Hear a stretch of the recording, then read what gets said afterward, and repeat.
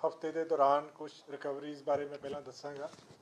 ਜਿਹੜੀਆਂ FIR दर्ज हुई इस हफ्ते के दौरान वो 240 FIR दर्ज हुई और 314 अक्यूज़ ਜਿਹੜੇ ने अरेस्ट होए हैं और 32 केसिस ਜਿਹੜੇ ने कमर्शियल क्वांटिटी के दर्ज होए हैं जिहदे च हाँ जी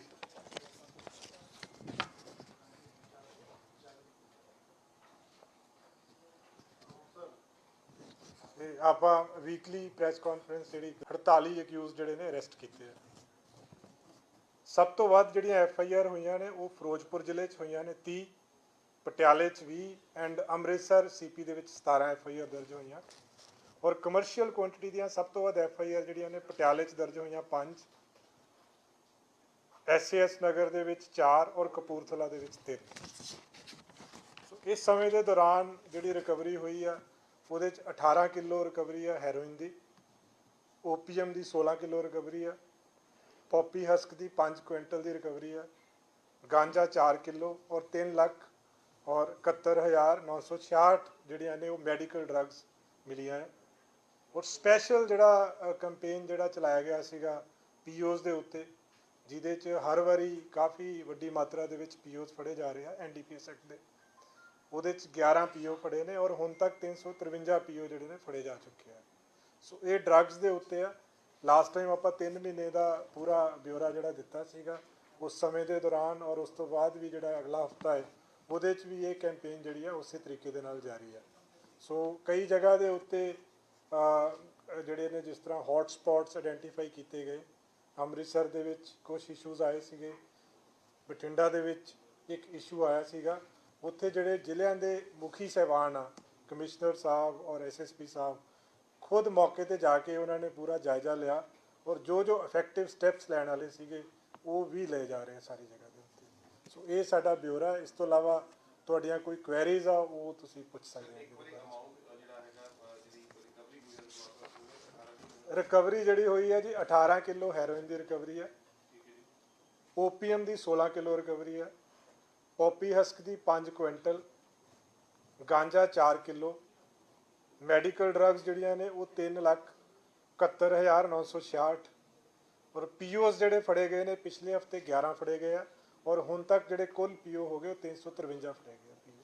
ਸਰ ਇਸ ਤੋਂ ਇਲਾਵਾ ਸਰ ਇੱਕ ਡਰੱਗ ਦੀ ਲਗਾਤਾਰ ਰਿਕਵਰੀ ਤੁਸੀਂ ਦੱਸ ਰਹੇ ਹੋ, ਲੇਕਿਨ ਹੁਣ ਜੇ ਆਪਾਂ ਥੋੜਾ ਜਿਹਾ ਪਿੱਛੇ ਬੈਕਗ੍ਰਾਉਂਡ ਦੇਖੀਏ ਤਾਂ ਜ਼ਿਲ੍ਹਾ 'ਚ ਜਿਹੜੇ ਬੰਦ ਗੈਂਗਸਟਰ ਕਰ ਰਹੇ ਆ ਉਹ ਸਾਰੇ ਬਹਿ ਕੇ ਸਾਰਾ ਨੈਕਸਸ ਚਲਾ ਰਹੇ। ਕਈ ਚੀਜ਼ਾਂ ਸਾਹਮਣੇ ਆਈਆਂ, ਜਿੱਦਾਂ ਕੱਲ ਵੀ ਫੜੇ ਗਏ ਸੀ DGP ਸਾਹਿਬ ਨੇ ਟਵੀਟ ਕਰਕੇ ਜਾਣਕਾਰੀ ਦਿੱਤੀ ਸੀ ਉਹਨਾਂ ਕੋਲੋਂ ਕਾਫੀ ਵੈਪਨਸ ਹੋਰ ਡਰੱਗਸ ਦੀ ਰਿਕਵਰੀ ਹੋਈ। ਉਸ ਤੋਂ 2 ਦਿਨ ਪਹਿਲਾਂ ਵੀ ਦੇਖੋ ਇਸ ਤੋਂ ਇਲਾਵਾ ਮੈਂ ਇੱਕ ਹੋਰ ਜਿਹੜਾ ਪਿਛਲੇ ਟਾਈਮ 'ਚ ਪੰਜਾਬ ਪੁਲਿਸ ਦੀਆਂ ਸਭ ਤੋਂ ਵਧੀਆ ਜਿਹੜੀ ਅਚੀਵਮੈਂਟ ਰਹੀ ਆ ਉਹ ਟੈਰਰਿਸਟ ਮੋਡਿਊਲਸ 'ਤੇ ਸਭ ਤੋਂ ਵੱਧ ਫੋਕਸ ਰਿਹਾ ਹੈ ਔਰ ਸਭ ਤੋਂ ਵੱਧ ਫੜੇ ਗਏ ਆ।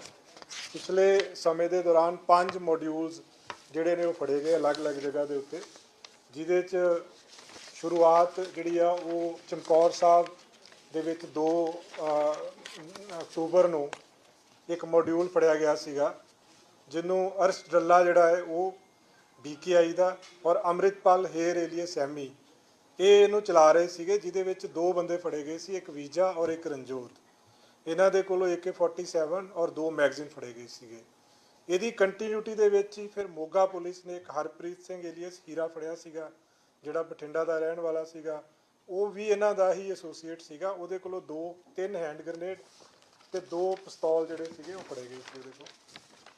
ਫਿਰ 4 ਤਰੀਕ ਨੂੰ ਹੀ ਅੰਮ੍ਰਿਤਸਰ ਰੂਰਲ ਨੇ ਇੱਕ ਮੋਡਿਊਲ ਫੜਿਆ ਸੀਗਾ ਜਿਹਦਾ ਮੇਨ ਕਿੰਗਪਿਨ ਜਿਹੜਾ ਚਲਾ ਰਹੇ ਸੀਗੇ ਉਹ ਲਖਵੀਰ ਲੰਡਾ, ਹਰਵਿੰਦਰ ਰਿੰਦਾ ਤੇ ਹਰਪ੍ਰੀਤ ਹੈਪੀ।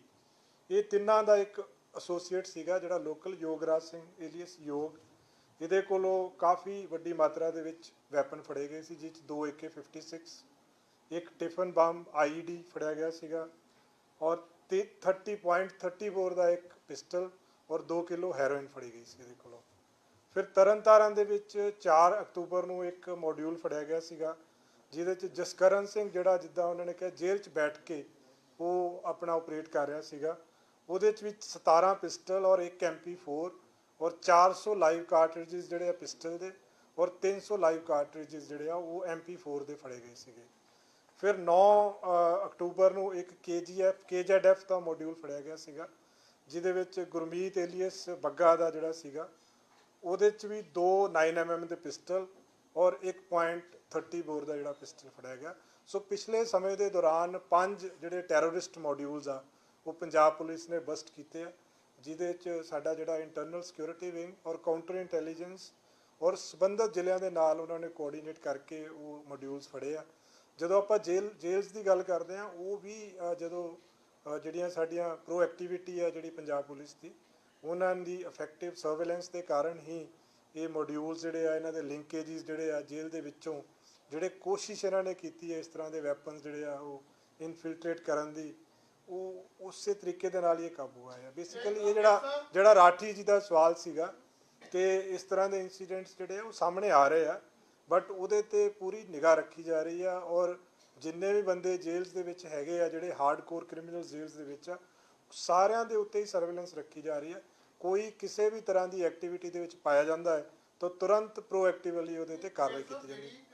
ਦੇਖਿਆ ਗਿਆ ਕਿ ਜਿਵੇਂ ਸਾਡੀ ਗੱਲ ਕੀਤੀ, ਗੈਂਗਸਟਰ ਜੇਲ੍ਹ ਤੇ ਮੋਬਾਈਲ ਜਿਹੜੇ ਹੈ ਇੱਕ ਇਹ ਆਪਸ ਵਿੱਚ ਮਿਲਦਾ ਹੈਗਾ ਔਰ ਇਹ ਚੱਕਰ ਜੀ ਜਿਸ ਤਰ੍ਹਾਂ ਹੁਣ ਉਹ ਜਿਹੜਾ ਸੀਗਾ ਇੱਕ ਗੈਂਗਸਟਰ ਜਿਹੜਾ ਸੀਗਾ ਦੀਪਕ ਟੀਨੂ ਜਿਹੜਾ ਭੱਜਿਆ, ਉਹਦੇ ਵੀ ਦੇਖੋ ਜੇਲ੍ਹ ਤੋਂ ਕੀਤਾ ਗਿਆ। ਉਹ ਸਭ ਡਿਟੇਲ ਦੱਸਵਾਂਗੇ ਕਿਉਂਕਿ ਜੇਲ੍ਹ ਤੋਂ ਭੱਜਿਆ ਕਿਉਂਕਿ ਇੰਟਰੋਗੇਸ਼ਨ ਹੋਈ, ਲੜਕੀ ਫੜੇਗੀ ਘਰ ਲਾ ਕੇ। ਉਹ ਲੜਕੀ ਬੇਸਿਕਲੀ ਕੌਣ ਸੀ ਕਿਉਂਕਿ ਮੋਬਾਈਲ ਹੈ, ਜੇਲ੍ਹ ਚੋਂ ਨੈਟਵਰਕ ਚੱਲਦਾ। ਇਹ ਸਭ ਪੂਰੀ ਥੋੜੀ ਜਿਹੀ ਦੱਸੋ। ਸਰ ਇਸ ਤੋਂ ਹੀ ਮਿਲਦਾ ਜੁਲਦਾ ਸਵਾਲ ਹੈ ਕਿ ਜਿੱਦਾਂ ਸਰ ਨੇ ਕਿਹਾ ਕਿ ਜੇਲ੍ਹ ਤੋਂ ਹੀ ਸਾਰਾ ਨੈਕਸਟ ਹੈ। ਦੀਪਕ ਟੀਨੂ ਵੀ ਲਗਾਤਾਰ ਫੋਨ ਤੇ ਗੱਲ ਕਰ ਰਹੇ ਸੀ। ਸਿੱਧੂ ਮੂਸੇਵਾਲਾ ਕੇਸ 'ਚ ਵੀ ਇਹ ਹੋਇਆ ਕਿ ਜਿਹੜੇ ਸਿਰਾਜ ਮਿੰਟੂ ਜਾਂ ਮਨਪ੍ਰੀਤ ਮੰਨਾ, ਇਹਨਾਂ ਦੀ ਵੀ ਲਗਾਤਾਰ ਜੇਲ੍ਹ ਤੋਂ ਹੀ ਸਾਰੀ ਗੱਲਬਾਤ ਚੱਲ ਰਹੀ ਸੀ। ਇਹ ਸਾਰਾ ਮੈਸੇਜ ਬੜਾ ਸੇਫਲੀ ਤਰੀਕੇ ਨਾਲ ਜਿਹੜੇ ਜੇਲ੍ਹਾਂ 'ਚ ਬੰਦ ਹੈ ਉਹ ਮੋਬਾਈਲ ਯੂਜ਼ ਕਰ ਰਹੇ, ਜੇਲ੍ਹ ਪ੍ਰਸ਼ਾਸਨ ਜਾਂ ਪੁਲਿਸ ਦੇ ਨਹੀਂ, ਜਿਹੜਾ ਇਹ ਦੀਪਕ ਟੀਨੂ ਵਾਲਾ ਕੇਸ ਆ, ਉਹਦੀ ਜਿਹੜੀ ਗਰਲਫ੍ਰੈਂਡ ਸੀਗੀ ਉਹ ਪੰਜਾਬ ਪੁਲਿਸ ਨੇ ਅਰੈਸਟ ਕੀਤੀ ਆ। ਉਹ ਥੋੜਾ ਜਿਹਾ ਮੈਂ ਵਿਦਆਊਟ ਨੇਮਿੰਗ ਥੋੜੀ ਜਿਹੀ ਡਿਟੇਲਸ ਦੱਸ ਦਿੰਦਾ। ਮੈਂ ਉਹ ਲੜਕੀ ਜਿਹੜੀ ਫੜੀ ਆ, ਇੱਕ ਤਾਂ ਕਈਆਂ ਨੂੰ ਕਨਫਿਊਜ਼ਨ ਸੀਗੀ ਕਿ ਕੋਈ ਲੜਕੀ ਕੋਈ ਪੁਲਿਸ ਅਫੀਸ਼ੀਅਲ ਸੀਗੀ। ਸੋ ਬਿਲਕੁਲ ਕਲੀਅਰ ਆ ਉਹ ਪੁਲਿਸ ਅਫੀਸ਼ੀਅਲ ਨਹੀਂ ਆ ਲੜਕੀ।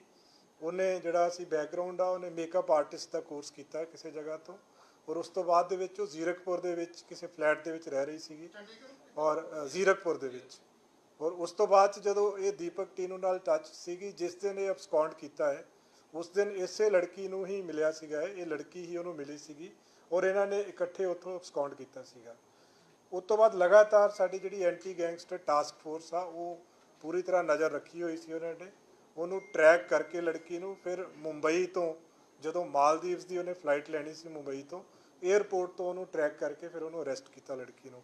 ਸੋ ਇੱਕ ਗੱਲ ਇਹਦੇ 'ਚ ਬਿਲਕੁਲ ਸਪਸ਼ਟ ਆ ਕਿ ਉਹ ਪੁਲਿਸ ਅਫੀਸ਼ੀਅਲ ਨਹੀਂ ਆ, ਨਾ ਹੀ ਉਹਦਾ ਕੋਈ ਪੁਲਿਸ ਡਿਪਾਰਟਮੈਂਟ ਦੇ ਨਾਲ ਕਿਸੇ ਤਰ੍ਹਾਂ ਦਾ ਲਿੰਕ ਆ ਉਹਦਾ ਲੜਕੀ ਦਾ। ਪਹਿਲਾਂ ਇੱਕ ਮਿੰਟ ਅਮਨ ਜੀ, ਇਹ ਸਭ ਜਿਹੜਾ ਲੜਕੀ ਜਿਹੜੀ ਹੈਗੀ ਸੀਗੀ ਉਹ ਤਾਂ ਕਹਿੰਦੇ ਸੀ ਕਿ ਦੋ ਜਿਹੜੇ ਸੀਗੇ ਪੁਲਿਸ ਮੁਲਾਜ਼ਮ ਦਾ ਵਿੱਚ ਕਿਤੇ ਨਾ ਕਿਤੇ ਇੱਕ ਰੋਲ ਆ ਰਿਹਾ ਸੀਗਾ ਜਿਹੜੀ ਹੈਗੀ ਹੈ। ਉਸ ਤੋਂ ਬਾਅਦ ਜਿਹੜੀ ਤੁਸੀਂ ਮਾਲਦੀਵ ਸਰ ਇਹ ਤੋਂ ਹੈਗਾ ਇਨਵੈਸਟੀਗੇਸ਼ਨ ਜਿਹੜਾ ਕਿਨੂੰ ਗੈਂਗਸਟਰ ਹੈ ਉਹ ਬਾਹਰ ਚਲਾ ਗਿਆ ਨਹੀਂ, ਉਹਦੇ ਬਾਰੇ 'ਚ ਦੇਖੋ ਅਜੇ ਇਹਦੇ ਬਾਰੇ 'ਚ ਨਹੀਂ ਆ, ਕੋਈ ਇਦਾਂ ਦਾ ਐਵੀਡੈਂਸ ਨਹੀਂ ਮਿਲਿਆ ਅਜੇ ਤੱਕ ਕਿ ਵੀ ਇਹ ਲੜਕੀ ਉਹਦੀ ਗਰਲਫ੍ਰੈਂਡ ਸੀਗੀ।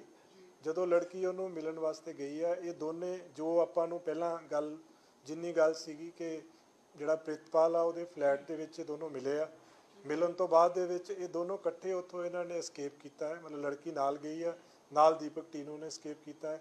ਫਿਰ ਇੱਕ ਦੋ ਜਗ੍ਹਾ ਉਹਨੇ ਦੱਸੀਆਂ ਜਿਹੜੀਆਂ ਅਜੇ ਸਾਡਾ ਇਨਵੈਸਟੀਗੇਸ਼ਨ ਦਾ ਪਾਰਟ ਆ, ਉਹਨੂੰ ਡਿਸਕਲੋਜ਼ ਕਰਾਂਗੇ ਤਾਂ ਉਹ ਸਫਰ ਕਰਦੀ ਆ। ਹਾਂ, ਕਾਰ ਦੇ ਵਿੱਚ ਗਏ। ਇਹ ਚੀਜ਼ਾਂ ਨਾ ਅਜੇ ਕਿਉਂਕਿ ਉਹਨੂੰ ਫੜ ਕੇ ਲਿਆਂਦਾ, ਇਹ ਚੀਜ਼ਾਂ ਅਜੇ ਵੈਰੀਫਾਈ ਕਰਨ ਵਾਲੀਆਂ ਸਾਰੀਆਂ ਦੇ ਸਾਰੀਆਂ। ਬਟ ਇੱਥੋਂ ਇੱਕ ਸਵਾਲ ਇਹਦੇ ਵਿੱਚ ਆਉਂਦਾ ਕਿਉਂਕਿ ਪਿੱਛੇ ਜੇ ਖਬਰ ਇਹ ਵੀ ਸਾਹਮਣੇ ਆਈ ਸੀ ਕਿ ਜਿਹੜਾ ਸੀਆਈਏ ਦਾ ਅਫਸਰ ਇਸ ਇਨਵੈਸਟੀਗੇਸ਼ਨ ਦੇ ਵਿੱਚ ਸੀਗਾ, ਉਸ ਦੇ ਉੱਤੇ ਪਹਿਲਾਂ ਤੋਂ ਹਾਈ ਕੋਰਟ ਦੇ ਵਿੱਚ ਕਾਫੀ ਕੇਸ ਚੱਲ ਰਹੇ ਸੀ, ਖਾਸ ਕਰਕੇ ਰਿਸ਼ਵਤ ਦੇ ਲੈਣ ਦੇਣ ਨੂੰ ਲੈ ਕੇ। ਉਸ ਦੇ ਉੱਤੇ ਇਨਕੁਆਇਰੀ ਵੀ ਹਾਈ ਕੋਰਟ ਨੇ ਮਾਰਕ ਕੀਤੀ ਗਈ ਸੀ। ਜੇ ਇੰਨੀ ਇਨਕੁਆਇਰੀਜ਼ ਹਾਈ ਕੋਰਟ ਵੱਲੋਂ ਮਾਰਕ ਕੀਤੀ ਗਈ ਸੀ ਫਿਰ ਏਡੀ ਵੱਡੀ ਜ਼ਿੰਮੇਵਾਰੀ ਕਿਸੇ ਗੈਂਗਸਟਰ ਦੀ ਜ਼ਿੰਮੇਵਾਰੀ ਜਿਸਨੇ ਪੰਜਾਬ ਦੇ ਸਭ ਤੋਂ ਉੱਘੇ ਹੋਏ ਕਲਾਕਾਰ ਦਾ ਕਤਲ ਜਿਸ ਦੇ ਇਲਜ਼ਾਮ ਨੇ, ਉਹ ਜ਼ਿੰਮੇਵਾਰੀ ਉਸ ਅਫਸਰ ਨੂੰ ਦਿੱਤੀ ਹੀ ਕਿਉਂ ਗਈ? ਉਸ ਟੀਮ ਦੇ ਵਿੱਚ ਉਹਨੂੰ ਨਹੀਂ, ਇਹ ਫੈਕਟਸ ਮੈਨੂੰ ਨਹੀਂ ਪਤਾ ਹੈਗੇ, ਇਹ ਸਾਰੇ ਚੈੱਕ ਕਰਨੇ ਪੈਣਗੇ। ਜਿਹੜੀ ਗੱਲ ਤੁਸੀਂ ਕਹਿ ਰਹੇ ਸੀਗੇ ਕਿ ਕੀ ਉਹਦਾ ਪ੍ਰਿਤਪਾਲ ਦੇ ਨਾਲ ਕੰਟੈਕਟ ਸਟੈਬਲਿਸ਼ ਹੋਇਆ ਕਿ ਨਹੀਂ ਹੋਇਆ, ਉਹ ਚੀਜ਼ ਅਜੇ ਇਟਸ ਪਾਰਟ ਆਫ ਇਨਵੈਸਟੀਗੇਸ਼ਨ। ਅਜੇ ਤੱਕ ਐਵੀਡੈਂਸ ਹੁਣ ਮਿਲੇਗਾ ਅੱਗੇ, ਕਿਉਂਕਿ ਅਜੇ ਤਾਂ ਉਹਨੂੰ ਫੜ ਕੇ ਲਿਆਂਦਾ ਹੈ। ਹੁਣ ਉਹਦੀ ਪੁੱਛਗਿੱਛ ਹੋਏਗੀ। ਪ੍ਰਿਤਪਾਲ ਦੀ ਪੁੱਛਗਿੱਛ ਕੱਲੀ ਜਾ ਰਹੀ ਸੀ, ਅਜੇ ਤੱਕ ਜੋ ਪਤਾ ਲੱਗਿਆ ਕੱਲੀ ਜਾ ਰਹੀ ਸੀ।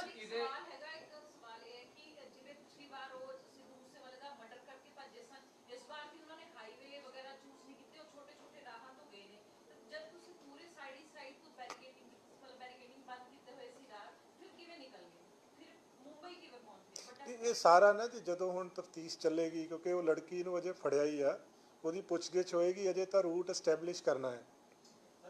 ਜਿਹੜੀ AGTF ਇਨਵੈਸਟੀਗੇਸ਼ਨ ਕਰ ਰਹੀ ਆ, ਕਿਉਂਕਿ ਦੀਪਕ ਟੀਨੂ ਨੂੰ ਫੜਨ ਦੇ ਵਿੱਚ ਵੀ ਉਹਦੀ ਇਨਵੈਸਟੀਗੇਸ਼ਨ ਕਾਫੀ ਮਦਦ ਕਰੇਗੀ, ਜੋ ਉਹਦੇ ਤੋਂ ਫਰਦਰ ਇੰਟਰੋਗੇਸ਼ਨ ਹੋਏਗੀ, ਉਹਦੀ ਇਨਵੈਸਟੀਗੇਸ਼ਨ ਹੋਏਗੀ। ਸੋ ਇਹ ਸਾਰੀਆਂ ਚੀਜ਼ਾਂ ਜਿਹੜੇ ਸਾਰੇ ਪਹਿਲੂ ਆ ਉਹ ਪ੍ਰੋਪਰ ਇਨਵੈਸਟੀਗੇਟ ਕੀਤੇ ਜਾ ਰਹੇ ਆ। ਸਾਹਿਬ ਇਹਦੇ ਵਿੱਚ ਇੱਕ ਚੀਜ਼ ਹੈ, 2 ਮਿੰਟ, ਇਹਦੇ ਵਿੱਚ ਸਰ ਜਿੱਦਾਂ ਪਲੈਨਿੰਗ ਹੋਈ, ਕਿਉਂਕਿ ਸੇਮ ਡੇ ਤਾਂ ਭੱਜ ਨਹੀਂ ਗਿਆ, ਫਰਾਰ ਹੋ ਗਿਆ। ਇਸ ਤੋਂ ਪਹਿਲਾਂ ਸਾਰੀ ਕਿਉਂਕਿ ਕੁੜੀ ਇਹ ਵੀ ਕਹਿੰਦੀ ਜਾ ਰਹੀ ਕਿ ਲਗਾਤਾਰ ਫੋਨ ਤੇ ਗੱਲਬਾਤ ਕਰ ਰਿਹਾ ਸੀਗਾ, ਜਦ ਗੋਇੰਦਵਾਲ ਜੇਲ੍ਹ 'ਚ ਸੀਗਾ ਉਹਦੀ ਵੀ ਲਗਾਤਾਰ ਡਰ ਸੀਗਾ।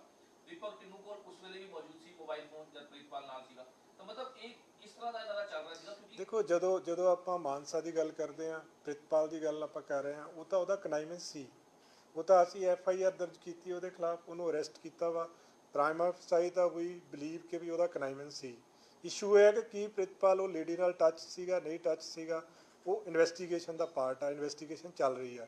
ਬਟ ਦੀਪਕ ਟੀਨੂ ਦਾ ਪ੍ਰਿਤਪਾਲ ਨਾਲ ਤਾਂ ਕਨਾਈਵੈਂਸ ਸੀ, ਤਦੇ ਹੀ ਉਹਨੂੰ ਘਰ ਲੈ ਕੇ ਗਿਆ, ਆਪਣੇ ਘਰ ਲਿਜਾ ਕੇ ਗਰਲਫ੍ਰੈਂਡ ਨਾਲ ਮਿਲਾਇਆ, ਉਸ ਤੋਂ ਬਾਅਦ ਦੌੜਿਆ। ਕਦੋਂ ਤੋਂ ਸੀਗਾ ਉਹ ਸਾਰਾ ਚੀਜ਼ਾਂ ਜਿਹੜੀਆਂ, ਕੋਈ ਕਈ ਚੀਜ਼ਾਂ ਨਾ ਇਨਵੈਸਟੀਗੇਸ਼ਨ ਦਾ ਪਾਰਟ ਹੁੰਦੀਆਂ ਹੈ, ਐਵੀਡੈਂਸ ਗੈਦਰ ਕਰਕੇ ਫਾਈਲ ਤੇ ਲਿਆ ਕੇ ਤੁਹਾਨੂੰ ਕਨਵਿਕਸ਼ਨ ਕਰਾਉਣ ਵਾਲੇ ਪਾਸੇ ਨੂੰ ਤੁਰਨਾ ਹੁੰਦਾ ਹੈ। ਹਰ ਚੀਜ਼ ਆਪਾਂ ਡਿਸਕਲੋਜ਼ ਕਈ ਵਾਰੀ ਕਿਸੇ ਸਟੇਜ ਦੇ ਉੱਤੇ ਨਹੀਂ ਕੀਤੀ ਜਾ ਸਕਦੀ, ਕਿਉਂਕਿ ਜਿਹੜਾ ਇਨਵੈਸਟੀਗੇਸ਼ਨ ਦਾ ਉਨਾ ਹੀ ਪਾਰਟ ਡਿਸਕਲੋਜ਼ ਕੀਤਾ ਜਾ ਸਕਦਾ ਜਿਹੜਾ ਬਹੁਤ ਜ਼ਰੂਰੀ ਹੈ ਐਂਡ ਜਿਹੜਾ ਕੇਸ ਨੂੰ ਅਫੈਕਟ ਨਹੀਂ ਕਰਦਾ। ਸੋ ਇਸ ਕੇਸ ਦੇ ਵਿੱਚ ਕਈ ਇੱਦਾਂ ਦੀਆਂ ਚੀਜ਼ਾਂ ਹੈਗੀਆਂ ਵਿਚ ਆਰ ਪਾਰਟ ਆਫ ਇਨਵੈਸਟੀਗੇਸ਼ਨ, ਜਿਹਦੇ ਤੇ ਐਵੀਡੈਂਸ ਹੈਗਾ, ਬਟ ਕਿਉਂਕਿ ਇਟਸ ਅ ਜੁਡੀਸ਼ੀਅਲ ਪ੍ਰੋਸੈਸ ਦੇ ਵਿੱਚੋਂ ਦੀ ਗੁਜ਼ਰਨਾ ਹੈ, ਕਈ ਚੀਜ਼ਾਂ ਨਹੀਂ ਆਪਾਂ ਡਿਸਕਸ ਕਰ ਸਕਦੇ। ਕੁੜੀ ਦਾ ਹੋਰ ਨਾਂ ਸਾਹਮਣੇ ਆ ਰਿਹਾ, ਹੋਰ ਉਹਦੀ ਗਰਲਫ੍ਰੈਂਡ ਆ ਗਈ, ਉਹ ਅਜੇ ਇਟਸ ਮੀਡੀਆ ਦੇ ਵਿੱਚੋਂ ਹੀ ਆਏ, ਅਜੇ ਕੋਈ ਕਲੀਅਰ ਕੱਟ ਉਹਦਾ ਐਵੀਡੈਂਸ ਨਹੀਂ ਹੈਗਾ, ਉਹ ਚੀਜ਼ਾਂ ਸਾਰੀਆਂ ਵੈਰੀਫਾਈ ਕੀਤੀਆਂ ਜਾ ਰਹੀਆਂ। ਮੋਗਾ ਦਾ ਤੁਸੀਂ ਗੱਲ ਕੀਤੀ ਹੈ, ਮੋਗਾ ਔਰ ਤਰਨਤਾਰਨ ਦੋਨੋਂ ਥਾਵਾਂ ਤੇ ਰਿਕਵਰੀ ਹੋਈ ਹੈ। ਉਹਦਾ ਕਿੰਗ ਪਿਨ ਜਿਵੇਂ ਉਹਦਾ ਕਿੰਗ ਪਿਨ ਜਿਹੜਾ ਦੇਖੋ ਇਹਦੇ ਚ ਜਿਹੜਾ ਉਹਨਾਂ ਦਾ ਕਨੈਕਸ਼ਨ ਜੇਲ੍ਹਾਂ ਦੇ ਵਿੱਚ ਆ ਰਿਹਾ, ਵੀ ਜੇਲ੍ਹ ਦੇ ਵਿੱਚ ਬੈਠ ਕੇ ਜਿਹੜਾ ਜੇਲ੍ਹ ਦਾ ਇਸ਼ੂ ਹੈ ਨਾ ਜੀ, ਉਹਦੇ ਤੇ ਹੁਣ ਦੇਖੋ ਜੇਲ੍ਹ ਦੇ ਵਿੱਚੋਂ ਜਦੋਂ ਆਪਾਂ ਕਹਿੰਦੇ ਕਿ ਰਿਕਵਰੀ ਹੋਈ ਐਂਡ ਉਹਦੇ 'ਚ ਜੇਲ੍ਹ ਦਾ ਕਨੈਕਸ਼ਨ ਨਜ਼ਰ ਆਇਆ, ਜੇਲ੍ਹ ਦੇ ਵਿੱਚੋਂ ਬੰਦਾ ਆਪਰੇਟ ਕਰ ਰਿਹਾ ਸੀਗਾ, ਇਹ ਸਾਰੀਆਂ ਚੀਜ਼ਾਂ ਦਿਸ ਇੰਡੀਕੇਟਸ ਕਿ ਆਪਾਂ ਪ੍ਰੋਐਕਟਿਵ ਹੋ ਕੇ ਬੰਦੇ ਫੜ ਰਹੇ ਹਾਂ। ਜੇ ਆਪਾਂ ਅੱਖਾਂ ਮੀਟੀਆਂ ਹੋਣ, ਆਪਾਂ ਨੂੰ ਪਤਾ ਨਾ ਹੋਵੇ ਜੇਲ੍ਹ 'ਚ ਕੀ ਹੋ ਰਿਹਾ, ਫਿਰ ਆਪਾਂ ਕਹੀਏ ਕਿ ਸਾਨੂੰ ਤਾਂ ਪਤਾ ਹੀ ਨਹੀਂ। ਹੁਣ ਤਾਂ ਕੱਲਾ ਬੰਦਾ, ਕੱਲੇ ਬੰਦੇ ਤੇ ਉਹਦੀ ਐਕਟੀਵਿਟੀਜ਼ ਤੇ ਹਰ ਚੀਜ਼ ਤੇ ਨਜ਼ਰ ਰੱਖੀ ਜਾ ਰਹੀ। ਇਹਦੇ ਵਿੱਚ ਜਿਹੜਾ ਚਮਕੌਰ ਸਾਹਿਬ ਤੇ ਮੋਗਾ ਫੜਿਆ ਵਾ, ਇਹ ਕੰਟੀਨਿਊਟੀ 'ਚ ਹੀ ਆ। ਅਰਸ਼ ਡੱਲਾ ਜਿਹੜਾ ਇਹਦਾ main king pin Arsh Dalla ਹੈ। ਜਿਹੜੇ 2 ਬੰਦੇ ਪਹਿਲਾਂ ਚਮਕੌਰ ਸਾਹਿਬ ਫੜੇ ਸੀਗੇ, ਉਹਨਾਂ ਤੋਂ ਹੀ ਲੀਡ ਮਿਲੀ ਸੀ, ਜਿਹਦੇ 'ਚ ਫਿਰ ਮੋਗਾ ਤੋਂ ਇੱਕ ਹਰਪ੍ਰੀਤ ਸਿੰਘ ਫੜਿਆ। ਤਰਨਤਾਰਨ ਵਾਲਾ ਜਿਹੜਾ ਉਹਦੇ ਵਿੱਚ ਲੰਡਾ ਰਿੰਦਾ, ਇਹ ਬੰਦੇ ਜਿਹੜੇ ਨੇ ਇਹਦੇ ਕਿੰਗ ਪਿਨ ਨੇ। ਸੋ ਦੋ ਆਪਰੇਟਿਵਸ ਨੇ, ਕੁਝ ਉਸ ਏਰੀਆ 'ਚ ਸੀ ਫੜੇ, ਜਿਹੜੇ ਮੋਡਿਊਲਸ ਫੜੇ ਆ, ਜਿਹੜੇ ਰੂਰਲ ਦੇ ਵਿੱਚ ਤੇ ਤਰਨਤਾਰਨ 'ਚ ਫੜੇ ਆ, ਇੱਕ ਜਿਹੜਾ ਮੋਗਾ ਤੇ ਚਮਕੌਰ ਸਾਹਿਬ ਦੇ ਵਿੱਚ ਸਰ ਫੜਿਆ। ਅੱਜ ਦਾ ਬਠਿੰਡਾ ਤਲਵੰਡੀ ਸਾਬੋ ਰਾਮਾਵੰਡੀ ਦਾ ਲੋਕਾਂ ਨੇ ਪ੍ਰਦਰਸ਼ਨ ਕਰ ਰਹੇ ਹੁਣ ਵੀ ਬੈਠੇ ਆ, ਉਹ ਕਹਿੰਦੇ ਇੱਥੇ ਲਗਾਤਾਰ ਜਿਹੜੇ ਗੈਂਗਸਟਰ ਨੇ ਉਹ ਧਮਕੀਆਂ ਦੇ ਰਹੇ, ਲਗਾਤਾਰ ਥ੍ਰੈਟ ਕਾਲਸ ਆ ਰਹੀਆਂ, ਤੇ ਹਾਲਾਂਕਿ ਮਨਪ੍ਰੀਤ ਮੰਨਾ ਦੇ ਵੀ ਇਸ ਤਰ੍ਹਾਂ ਦਾ ਕੇਸ ਆਇਆ ਸਾਹਮਣੇ, ਉਹਦੇ ਤੇ ਵੀ ਮਾਮਲਾ ਦਰਜ ਹੋਇਆ, ਲੇਕਿਨ ਉਹ ਕਹਿੰਦੇ ਇੱਥੇ ਲਾਅ ਐਂਡ ਆਰਡਰ ਨਹੀਂ ਹੈਗਾ, ਲੋਕੀ ਹੁਣ ਵੀ ਪ੍ਰਦਰਸ਼ਨ ਕਰ ਰਹੇ, ਪ੍ਰੋਟੈਸਟ ਕਰ ਰਹੇ। ਇਸ ਤਰ੍ਹਾਂ ਦੀ ਚੀਜ਼ਾਂ ਹੁਣ ਹੋ ਰਹੀ, ਲਗਾਤਾਰ ਜਿਹੜੇ ਕੰਟੀਨਿਊ ਥ੍ਰੈਟ ਕਾਲ ਆ ਰਹੀਆਂ, ਗੈਂਗਸਟਰ ਬੋਲ ਰਹੇ ਆ, ਮੈਂ ਜੇਲ੍ਹ 'ਚ ਬੋਲ ਰਿਹਾ, ਇਸ ਤਰ੍ਹਾਂ ਦੀ ਚੀਜ਼ਾਂ ਕਾਫੀ ਹੋ ਰਹੀਆਂ। ਦੇਖੋ ਜਿਹੜੀਆਂ ਐਕਸਟੋਰਸ਼ਨ ਕਾਲਸ ਆ ਨੇ, ਇਹਦੇ ਵਿੱਚ ਜਦੋਂ ਪਹਿਲਾਂ ਵੀ ਆਪਾਂ ਇੱਕ ਵਾਰੀ ਪੂਰਾ ਐਨਾਲਿਸਿਸ ਕੀਤਾ ਸੀ, ਬਹੁਤ ਸਾਰੀਆਂ ਫੇਕ ਨਿਕਲ ਰਹੀਆਂ ਉਹਦੇ 'ਚ ਮੈਂ ਇਹੀ ਰਿਕੁਐਸਟ ਕਰੂੰਗਾ, ਜਿਹਨੂੰ ਕਾਲ ਆਉਂਦੀ ਆ ਪੁਲਿਸ ਨੂੰ ਅਪਰੋਚ ਜ਼ਰੂਰ ਕਰੇ, ਤਾਂ ਕਿ ਆਪਾਂ ਸਟੈਬਲਿਸ਼ ਕਰ ਲਈਏ ਕਿ ਕੀ ਉਹ ਕਾਲ ਜਿਹੜੀ ਆ ਫੇਕ ਆ ਜਾਂ ਸਹੀ ਮੈਨੇ 'ਚ ਕਿਸੇ ਗੈਂਗਸਟਰ ਨੇ ਕੀਤੀ। ਜਿਹੜਾ ਪਿਛਲੀ ਵਾਰੀ ਆਪਾਂ ਐਨਾਲਿਸਿਸ ਕੀਤਾ ਸੀਗਾ, ਕਾਫੀ ਕਾਲਸ ਆਈਆਂ ਸੀ, ਜਿਹਦੇ 'ਚੋਂ ਮੈਜੋਰਿਟੀ ਕਾਲ ਜਿਹੜੀਆਂ ਸੀ ਫੇਕ ਕਾਲਸ ਨਿਕਲੀਆਂ ਸੀ। ਕੁਝ ਕਾਲਸ ਇੱਦਾਂ ਦੀਆਂ ਸੀਗੀਆਂ ਜਿਹਦੇ 'ਚ ਪੁਰਾਣੇ EMPLOYEES ਇਨਵੋਲਵਡ ਸੀਗੇ। ਲੁਧਿਆਣੇ ਦੇ ਵਿੱਚ ਇੱਕ ਕੇਸ ਫੜਿਆ ਸੀ, ਅੰਮ੍ਰਿਤਸਰ 'ਚ ਫੜਿਆ ਸੀ, ਉਹ 'ਚ ਕੁਝ EMPLOYEES ਇਨਵੋਲਵ ਸੀ। ਸੋ ਕਈ ਬੰਦੇ ਫੇਕ ਨਾਮ ਲੈ ਕੇ ਕਿ ਵੀ ਕਿਸੇ ਗੈਂਗਸਟਰ ਦਾ, ਕਿਸੇ ਟੈਰਰਿਸਟ ਦਾ, ਕਿਸੇ ਕ੍ਰਿਮੀਨਲ ਦਾ ਨਾਮ ਲੈ ਲਿਆ। ਸੋ ਉਹ ਚੀਜ਼ ਜਿਹੜੀ, ਜੇ ਕੋਈ ਲੋਕਾਂ ਦੇ ਇੱਦਾਂ ਦੇ ਗ੍ਰੀਵੈਂਸਿਸ ਹੈਗੇ ਆ, ਨੈਚੁਰਲੀ ਲੋਕਲ ਪੁਲਿਸ ਨੂੰ ਰਿਡਰੈਸ ਕਰੇਗੀ ਜੀ। ਜੇ ਕੋਈ ਧਰਨਾ ਕਿਸੇ ਨੇ ਦਿੱਤਾ ਹੈ, ਲੋਕਲ ਜਿਹੜੇ DSP ਨੇ, SSP ਨੇ, ਉਹਨਾਂ ਦਾ ਫਰਜ਼ ਬਣਦਾ ਉਹਨਾਂ ਨੂੰ ਸੁਣਨ ਔਰ ਉਹਨਾਂ ਦੇ ਗ੍ਰੀਵੈਂਸਿਸ ਨੂੰ ਰਿਡਰੈਸ ਕਰਨ।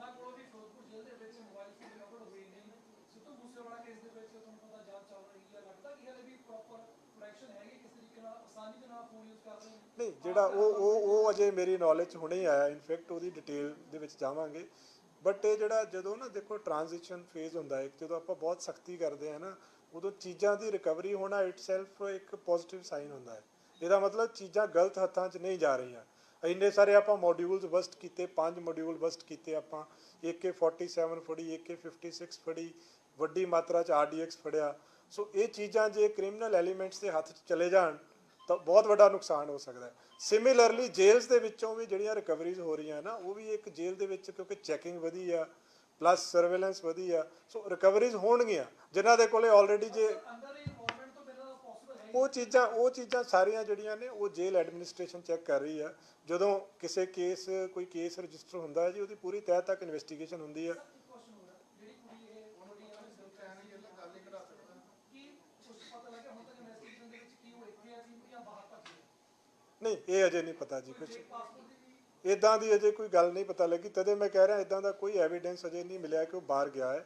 ਉਹ ਕਿਉਂਕਿ ਉਹ it's part of investigation, but ਬਹੁਤ ਅਸੀਂ ਹੋਪਫੁਲ ਹਾਂ ਕਿ ਜਲਦੀ ਫੜਿਆ ਜਾਏਗਾ ਉਹ। Sir, 5 modules busted, backed by Dalla, Rinda, and basically all three are repeatedly coming in with a huge recoveries in Punjab. Are they really planning something big to disturb law and order in Punjab? Or this was just a demonstration? ਇਹ ਜਿਹੜਾ ਚੀਜ਼ ਹੈ ਨਾ ਜੀ, ਜਿਹੜੇ ਬੰਦੇ ਫੜੇ ਜਾਂਦੇ ਆ ਉਹਨਾਂ ਨੂੰ ਇੱਕ ਹੱਦ ਤੱਕ ਹੀ ਪਤਾ ਹੁੰਦਾ ਹੈ।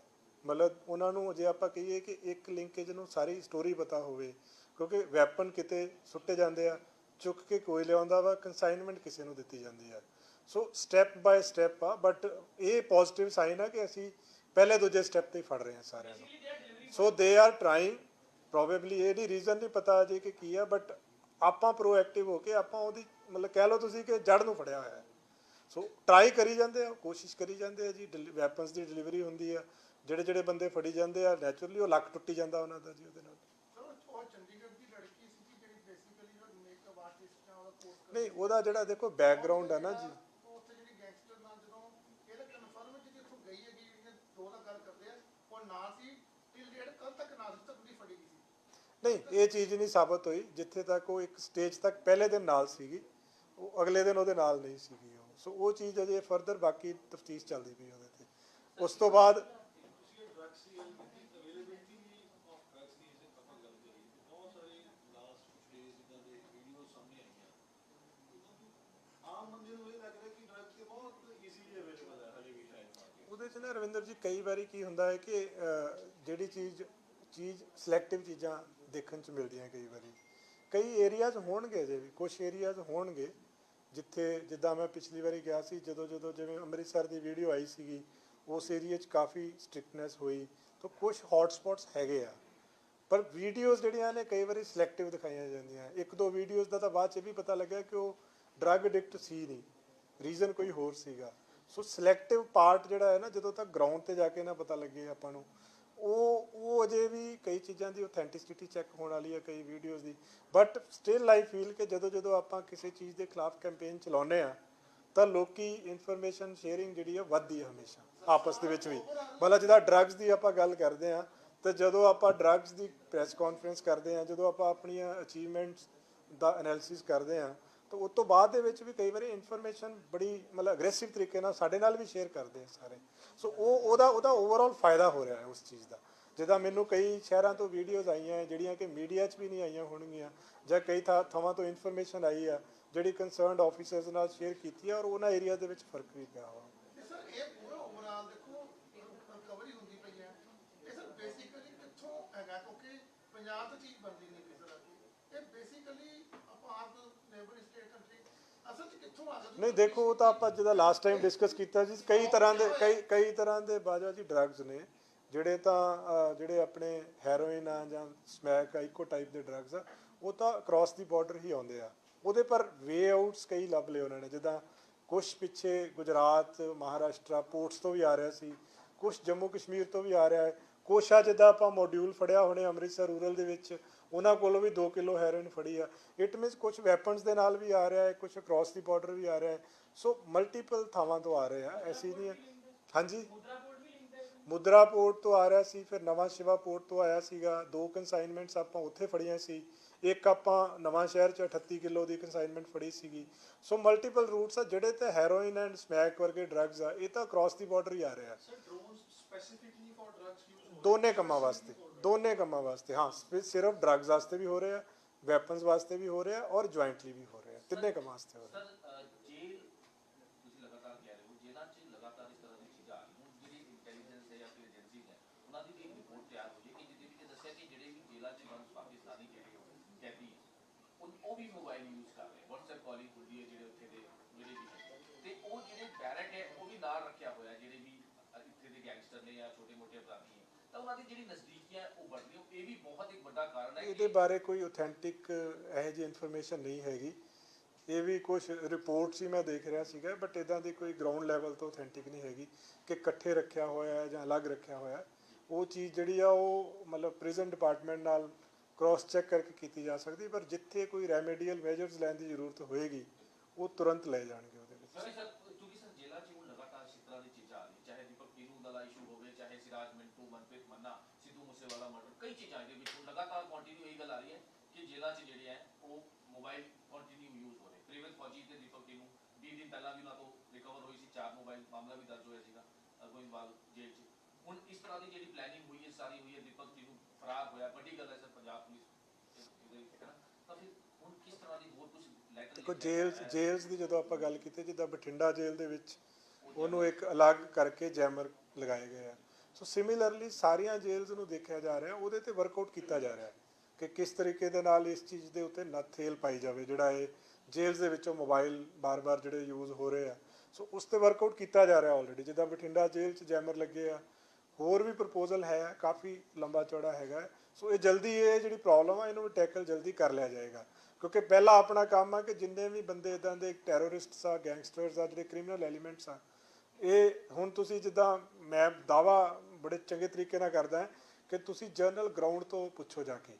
ਜਿੱਦਾਂ ਅੰਮ੍ਰਿਤਸਰ ਦੇ ਵਿੱਚ ਮੈਂ ਕਿਸੇ ਡਾਕਟਰ ਦੇ ਨਾਲ ਗੱਲ ਕਰ ਰਿਹਾ ਸੀ, ਕੋਈ ਪ੍ਰੋਮੀਨੈਂਟ ਹਸਪੀਟਲ ਦਾ ਡਾਕਟਰ ਆ, ਉਹ ਮੈਨੂੰ ਇਹ ਕਹਿ ਰਹੇ ਸੀ ਵੀ ਜਿੱਦਾਂ ਗੋਲੀ ਦੇ ਕੇਸ ਪਹਿਲਾਂ ਆਉਂਦੇ ਹੁੰਦੇ ਸੀ, ਉਹਦੇ ਵਿੱਚ ਬਹੁਤ ਜ਼ਿਆਦਾ ਮਤਲਬ ਡਾਊਨਫਾਲ ਹੋਈ ਆ। ਜਿਹੜੇ ਕੋਈ ਨਿੱਜੀ ਲੜਾਈ ਝਗੜੇ ਦੇ ਕੇਸ ਤਾਂ ਕਦੀ ਆ ਜਾਂਦੇ ਆ, ਪਰ ਕ੍ਰਾਈਮ ਨਾਲ ਰਿਲੇਟਡ, ਕੋਈ ਗੈਂਗਸਟਰ ਨਾਲ ਰਿਲੇਟਡ, ਕੋਈ ਕ੍ਰਿਮੀਨਲ ਐਲੀਮੈਂਟਸ ਨੇ ਕਿਸੇ ਨੂੰ ਗੋਲੀ ਮਾਰਤੀ ਹੋਵੇ। ਮੈਂ ਅੰਮ੍ਰਿਤਸਰ ਦਾ ਬੜਾ ਪ੍ਰੋਮੀਨੈਂਟ ਹਸਪੀਟਲ ਆ, ਉੱਥੋਂ ਦੇ ਡਾਕਟਰ ਦੀ ਗੱਲ ਕਰ ਰਿਹਾ। ਸੋ ਉਹ ਕਹਿੰਦੇ ਮਲਟੀਪਲ ਮਤਲਬ ਬਹੁਤ ਜ਼ਿਆਦਾ ਘਟ ਗਏ ਆ ਅੱਗੇ ਨਾਲੋਂ। ਸੋ ਇਟ ਮੀਨਸ ਕਿ ਗਰਾਊਂਡ ਲੈਵਲ ਤੇ ਜਿਹੜੀ ਇਹ ਸਖਤੀ ਹੋਈ ਆ ਟੈਰਰਿਸਟ ਦੇ ਖਿਲਾਫ, ਗੈਂਗਸਟਰਸ ਦੇ ਖਿਲਾਫ, ਉਹ ਪਹਿਲਾਂ ਤਾਂ ਇੱਥੋਂ ਹੀ ਪਤਾ ਲੱਗਦਾ ਨਾ ਬੰਦਿਆਂ ਤੇ ਗੋਲੀ ਲੱਗ ਕਿੰਨਿਆਂ ਦੇ ਰਹੀ ਆ, ਹਸਪੀਟਲ ਕਿੰਨੇ ਜਾ ਰਹੇ ਆ, ਕਿੰਨੇ ਇੰਸੀਡੈਂਟਸ ਹੋ ਰਹੇ ਆ। ਸੋ ਤੁਹਾਨੂੰ FIR ਤੋਂ ਪਤਾ ਲੱਗਦਾ ਹੈ ਜਾਂ ਹਸਪੀਟਲ ਦੇ ਰਿਕਾਰਡ ਤੋਂ ਪਤਾ ਲੱਗਦਾ। ਸੋ ਮਿਨੀਮਾਈਜ਼ ਹੋਇਆ ਕਾਫੀ। ਸਾਰੇ ਬੜੇ ਚਿੰਤਤ ਨੇ ਜੀ, ਦੀਪਕ ਹੈ ਕਿੱਥੇ? ਉਹ ਜਲਦੀ ਆ ਜਾਏਗਾ, ਚਿੰਤਾ ਨਾ ਕਰੋ ਜੀ। ਸਰ ਇੱਕ RPG ਅਟੈਕ ਮਾਮਲੇ ਜਿਹੜੇ ਦਿੱਲੀ ਦੇ ਸਪੈਸ਼ਲ ਸੈੱਲ ਨੇ ਫੜਿਆ, ਉਹਨੂੰ ਲੈ ਕੇ ਆ ਰਹੀ ਸਰ? ਹਾਂ, ਉਹ ਕਰ ਰਹੇ ਜੀ। ਉਹ ਸਾਡਾ ਇੰਟਰਨਲ ਸਿਕਿਉਰਿਟੀ ਵਿੰਗ ਜਿਹੜਾ ਹੈ ਉਹ ਆਲਰੇਡੀ ਉਹਨਾਂ ਦੇ ਨਾਲ ਟੱਚ 'ਚ ਆ, ਔਰ ਉਹ ਲਿਆ ਰਹੇ ਜਲਦੀ। ਜਿਨ੍ਹਾਂ ਦੇ ਵਿੱਚ ਮੋਬਾਈਲ ਫੜੇ ਜਾ ਰਹੇ ਨੇ, ਬੜੀ ਵਧੀਆ ਪ੍ਰਾਪਤੀ ਹੈ ਜੀ, ਤੇ ਪਰ ਜਿਨ੍ਹਾਂ ਦੇ ਨਾਮ ਤੇ ਸਿਮ ਹੁੰਦੇ ਆ ਉਹਨਾਂ ਦੇ ਨਾਮ ਤੇ ਵੀ FIR ਹੁੰਦੀ ਆ ਕਿੰਨੇ? ਸਤਾਰ ਸਾਹਿਬ, ਉਹੀ ਮੈਂ ਕਹਿ ਰਿਹਾ, ਹਰ ਚੀਜ਼ ਜਿਹੜੀ ਹੈ ਨਾ ਉਹ ਕਈ ਚੀਜ਼ਾਂ ਇਨਵੈਸਟੀਗੇਸ਼ਨ ਦਾ ਪਾਰਟ ਹੁੰਦੀਆਂ ਹੈ। ਜਿਹੜਾ ਵੀ ਮੋਬਾਈਲ ਫੜਿਆ ਜਾਂਦਾ ਹੈ, ਚਾਹੇ ਉਹ ਅਬੈਂਡਨ ਮਿਲੇ, ਚਾਹੇ ਉਹ ਕਿਸੇ ਤੋਂ ਫੜਿਆ ਜਾਵੇ, ਉਹਦੀ ਪੂਰੀ ਤਹਿ ਤੱਕ ਜਾਇਆ ਜਾਂਦਾ ਹੈ ਕਿ ਉਹ ਕਿੱਥੋਂ ਖਰੀਦਿਆ ਗਿਆ, ਉਹ ਨੰਬਰ ਪਹਿਲਾਂ ਕਿੰਨੇ ਵਰਤਿਆ, ਕੀ ਉਹ ਪਹਿਲੀ ਵਾਰੀ ਵਰਤਿਆ ਗਿਆ। ਸਾਰੀਆਂ ਚੀਜ਼ਾਂ ਇਨਵੈਸਟੀਗੇਸ਼ਨ 'ਚ ਆਉਂਦੀਆਂ ਹੈ, ਪਰ ਉਹ ਹਰ ਚੀਜ਼ ਆਪਾਂ ਕਈ ਵਾਰੀ ਨਾ ਡਿਸਕਲੋਜ਼ ਨਹੀਂ ਕਰ ਸਕਦੇ, ਉਹਦੇ ਨਾਲ ਇਨਵੈਸਟੀਗੇਸ਼ਨ ਸਫਰ ਕਰਦੀ ਹੈ। ਪਰ ਜਿਹੜਾ ਵੀ ਮੋਬਾਈਲ ਫੜਿਆ ਜਾਂਦਾ ਉਹ ਪੂਰਾ ਉਹਦਾ ਐਨਾਲਿਸਿਸ ਹੁੰਦਾ ਹੈ ਕਿ ਕਿੱਥੋਂ ਆਇਆ, ਕਿਵੇਂ ਆਇਆ। ਜਿੰਨੇ ਵੀ ਥ੍ਰੈਟ ਕਾਲਸ ਆਉਂਦੇ ਨੇ, ਐਕਸਟੋਰਸ਼ਨ ਕਾਲਸ ਆਉਂਦੇ ਨੇ, ਮੈਕਸਿਮਮ ਕਾਲਸ ਉਹ ਜਾਂ ਤਾਂ ਸਰਵਰ ਜਨਰੇਟਡ ਨੰਬਰਸ ਹੁੰਦੇ ਜਾਂ ਫੋਰਨ ਨੰਬਰਸ ਹੁੰਦੇ ਨੇ, ਉਹਨਾਂ ਨੂੰ ਲੈ ਕੇ ਹੁਣ ਕਿਸ ਤਰੀਕੇ ਨਾਲ ਪੁਲਿਸ ਇਨਵੈਸਟੀਗੇਸ਼ਨ? ਉਹਦੇ 'ਚ ਦੇਖੋ ਇਹ ਇੱਕ ਚੈਲੰਜ ਆ, ਬਟ ਇਹਦੇ ਤੇ ਵਰਕਆਊਟ ਕੀਤਾ ਜਾ ਰਿਹਾ। ਸਾਈਬਰ ਕ੍ਰਾਈਮ ਜਿਹੜਾ ਸਾਡਾ ਸਾਈਬਰ ਕ੍ਰਾਈਮ ਵਿੰਗ ਆ ਉਹ ਕਰ ਰਿਹਾ ਇਹਦੇ ਉੱਤੇ। ਤਦੇ ਮੈਂ ਕਹਿ ਰਿਹਾ ਮੈਕਸਿਮਮ ਲੋਕਾਂ ਨੂੰ ਆਪਣੀ ਕੰਪਲੇਂਟ ਦੱਸਣੀ ਚਾਹੀਦੀ ਆ ਕੇ।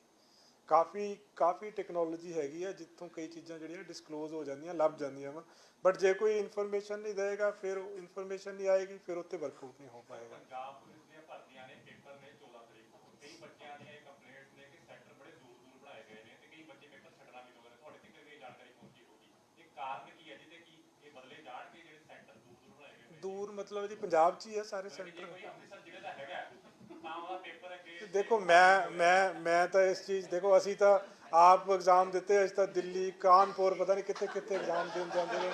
ਸੋ ਜਦੋਂ ਬੰਦੇ ਨੇ ਨੌਕਰੀ ਲੈਣੀ ਹੋਵੇ ਉਦੋਂ ਐਗਜ਼ਾਮ ਦੇਣ 'ਚ ਕੀ ਫਰਕ ਪੈਂਦਾ ਜੀ। ਅੱਛਾ, ਅਸੀਂ ਤਾਂ ਭਾਈ ਸਾਹਿਬ ਉਹਨਾਂ ਦਿਨਾਂ 'ਚ ਜਾਂਦੇ ਹੁੰਦੇ ਸੀ ਜਦੋਂ ਨਾ ਕੋਈ ਬੱਸ ਹੁੰਦੀ ਸੀ ਚੰਗੀ, ਨਾ ਕੋਈ ਟ੍ਰੇਨ ਚੱਲਦੀ ਸੀ। 14 ਨੂੰ ਹੈ ਜੀ ਕਿਤੇ ਹੋਰ ਜ਼ਿਲ੍ਹੇ ਦੇ ਵਿੱਚ, 15 ਤਰੀਕ ਨੂੰ ਸਬ ਇੰਸਪੈਕਟਰ ਦਾ ਹੈਗਾ ਕਿਸੇ ਹੋਰ ਜ਼ਿਲ੍ਹੇ ਦੇ ਵਿੱਚ, ਤਾਂ ਬੱਚੇ ਨੂੰ ਟਰੈਵਲ ਕਰਨ ਦੇ ਵਿੱਚ ਔਖ ਹੁੰਦੀ ਹੈਗੀ ਆ। ਤਾਂ ਵਿਭਾਗ ਨੇ ਜੇਕਰ ਤਰੀਕਾਂ ਕੱਢੀਆਂ ਨੇ ਤਾਂ ਕੋਈ ਸੋਚ ਕੇ ਕੱਢੀਆਂ ਨੇ ਕਿ ਬਸ ਐਵੇਂ ਕਰ ਨਹੀਂ, ਸੋਚ ਕੇ ਕੱਢੀਆਂ ਨੇ ਜੀ, ਤਦੇ ਗੈਪ ਪਾਇਆ ਉਹਦੇ ਵਿੱਚ ਕਿ ਜੇ ਇੱਕ ਜਗ੍ਹਾ ਤੇ ਨਹੀਂ, ਮੈਜੋਰਿਟੀ ਦੇਖੋ, ਮੈਜੋਰਿਟੀ ਦੇ ਸੈਂਟਰ ਜਿਹੜੇ ਨੇ ਉਹ ਆਸ-ਪਾਸ ਹੀ ਆ। ਸਰ ਵੈਸੇ ਇਹ ਬੜਾ ਕਿ ਬੜੀ ਗੱਲ ਹੈ, ਪੰਜਾਬ 'ਚ ਲੋਕੀ ਲੇਕਿਨ ਥੋੜਾ ਜਿਹਾ ਇਹ ਹੈਗਾ ਵੀ ਜਿਹੜੇ ਬੱਚੇ ਨੂੰ ਪਹਿਲਾਂ ਉਹ ਸੈਂਟਰ ਇਹੋ ਠੀਕ ਹੈ ਪਟਿਆਲੇ ਵਾਲੇ ਨੂੰ ਕਿਤੇ ਕਪੂਰਥਲੇ ਜਾਣਾ ਪੈ ਰਿਹਾ ਇਦਾਂ ਹੈਗਾ ਸਿਸਟਮ ਬਣਿਆ ਹੈ। ਨਹੀਂ ਦੇਖੋ ਉਹਦੇ 'ਚ ਪਤਾ ਕੀ ਹੈ ਜੀ, ਮੈਜੋਰਿਟੀ ਜਿਹੜਾ ਹੈਗਾ ਹੈ ਜਿੱਥੇ ਬੰਦੇ ਦਾ ਸੈਂਟਰ ਪਹਿਲਾਂ ਬਣਿਆ ਸੀ ਜ਼ਿਆਦਾਤਰ ਤਾਂ ਉੱਥੇ ਰੱਖਿਆ ਗਿਆ ਹੈ, ਜਿੱਥੇ ਅਵੇਲੇਬਿਲਟੀ ਨਹੀਂ ਸੀ ਕਿਸੇ ਕਾਰਨ ਕਰਕੇ ਉੱਥੇ ਹੀ ਚੇਂਜ ਕੀਤਾ ਗਿਆ ਹੈ। ਤੁਸੀਂ ਇੱਕ ਵਾਰ ਸਰ ਜ਼ਰੂਰ ਦੇਖਿਓ ਜੀ ਇਹ ਸਰ ਜਿਹੜਾ ਦੱਸ ਕੁਝ ਹੈਗਾ ਉਹ ਸਰ ਪੂਰੇ ਇੱਕ ਪੇਪਰ ਇੱਦਾਂ ਤੇ ਇੱਕ ਕੈਂਡੀਡੇਟ ਇੱਕੋ ਸੈਂਟਰ ਸੇ ਤਿੰਨਾਂ ਦੇ ਬਸ ਫਿਰ ਇਸ਼ੂ ਹੀ ਖਤਮ ਹੋ ਗਿਆ ਜੀ। ਉਹ ਕਹਿ ਰਹੇ ਇੱਕ ਕੈਂਡੀਡੇਟ ਦਾ ਇੱਕੋ ਜਗ੍ਹਾ ਤੇ ਤਿੰਨੇ ਪੇਪਰ ਆ, ਜੇ ਇੱਕ ਨੇ ਤਿੰਨੇ ਭਰਿਆ ਤਾਂ ਉੱਥੇ ਰਾਤ ਕੱਢ ਕੇ ਉੱਥੇ ਕੰਮ ਕਰੋ ਉੱਥੇ ਸਰ ਤੁਹਾਡੇ ਟਾਈਮ ਦਾ ਇੱਕ ਉਹ ਸੀ ਜਨੂਨ ਸੀਗਾ ਹੁਣ ਰਿਹਾ ਨਹੀਂ। ਨਹੀਂ ਨਹੀਂ ਪੁਲਿਸ 'ਚ ਭਰਤੀ ਹੋਣਾ ਤਾਂ ਜਨੂਨ ਤਾਂ ਚਾਹੀਦਾ ਹੈ ਜੀ ਉਹਦੇ ਵਾਸਤੇ। ਯੂਪੀਐਸਸੀ ਦੇ ਥਰੂ ਗਏ ਹੋ ਨਾ ਪੰਜਾਬ ਦੇ ਤੁਸੀਂ ਗੱਲ ਕਰ ਰਹੇ ਹੋ। ਮੈਂ ਪੀਐਮਟੀ ਦੀ ਗੱਲ ਕਰ ਰਿਹਾ ਹਾਂ।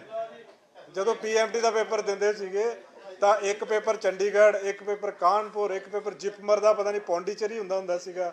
ਸੋ ਕਿੱਥੇ ਕਿੱਥੇ ਜਾ ਕੇ ਨਹੀਂ ਬੰਦਾ ਐਗਜ਼ਾਮ ਦਿੰਦਾ ਜੀ। ਸਰ ਆਸ ਤੇ ਜਿਹੜਾ ਜੇਲ੍ਹਾਂ ਦਾ ਮੋਬਾਈਲ ਦਾ ਹੈਗਾ ਸਿਸਟਮ ਕਿਉਂਕਿ ਸਰ ਬਾਰ-ਬਾਰ ਇਹ ਕੋਈ ਕੋਆਰਡੀਨੇਸ਼ਨ ਚੱਲ ਰਹੀ ਹੈ। ਇੱਕ ਮਿੰਟ ਬ੍ਰਦਰ, ਇੱਕ ਮਿੰਟ ਬੁਲਾਟੀ ਸਾਹਿਬ ਜੀ ਉਸ ਤੋਂ ਬਾਅਦ ਸਰ ਇਦਾਂ ਕਿ ਵੀ ਇੰਟੈਲੀਜੈਂਸ ਜੇਲ ਡਿਪਾਰਟਮੈਂਟ ਔਰ ਹਾਂਜੀ।